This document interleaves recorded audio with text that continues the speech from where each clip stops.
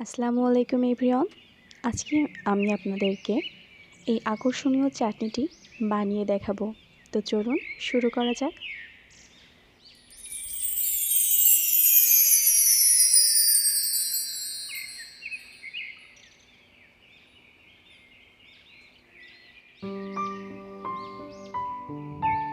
কি এটা চিনতে পারছেন? আমি জানি অনেকেই এটা চিনেন না, আবার অনেকেই চিনেন।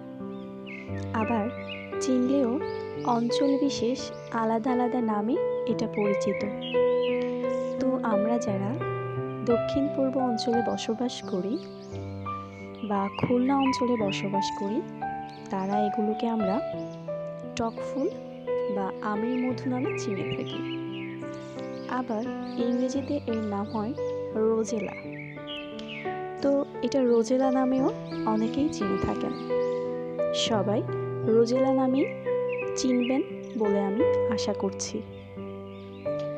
তো দেখুন, আমি এখন গাছ থেকে এই রোজেলা ফলগুলো উঠিয়ে নিচ্ছি।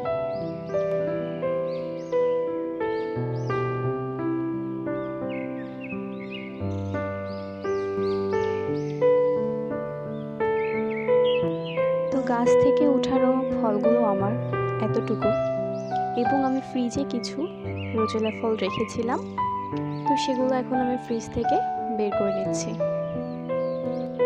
তো সবগুলো ফল এখন আমি ছাড়িয়ে নিব। এর বীজটুকু আমাদের লাগে না, আমাদের শুধু এই পাপড়িটুকুই লাগে। তো এখন আমি এটাকে ধুয়ে নেওয়ার জন্য একটি বলে পানি দিয়ে দিয়েছি, এবং এই পাপড়িগুলো এখন আমি ধুয়ে নিব।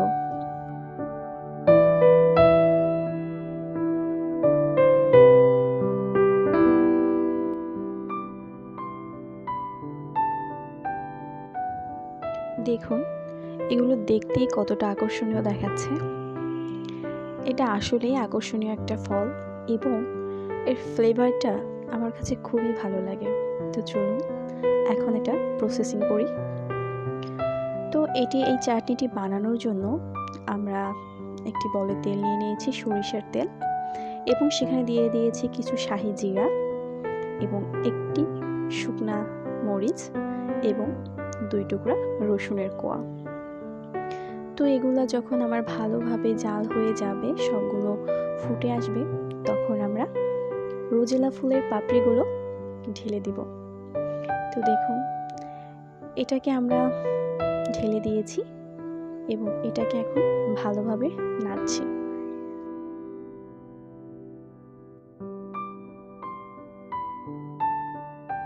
এরপর এটাকে একটি ঢাকনার সাহায্যে ঢেকে দিব।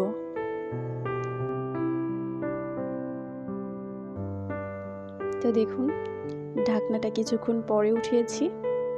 এরপরে আমি এর সাথে অ্যাড করব একটু চাট মশলা এবং সামান্য কিছু লবণ। তো তারপর এটাকে আমি ভালোভাবে নাড়লাম। দেখুন, এটাকে শুধু আমি নাড়ছি অনবরত, তাতে এর কালারটা কতটা চেঞ্জ হয়ে এসেছে, দেখতেই কতটা ইয়ামি লাগছে। এবং এর সাথে আমি এখন চিনি ইউজ করব। তো দেখুন, আমি চিনিটা দেওয়ার পরে এর কালারটা একবার দেখুন।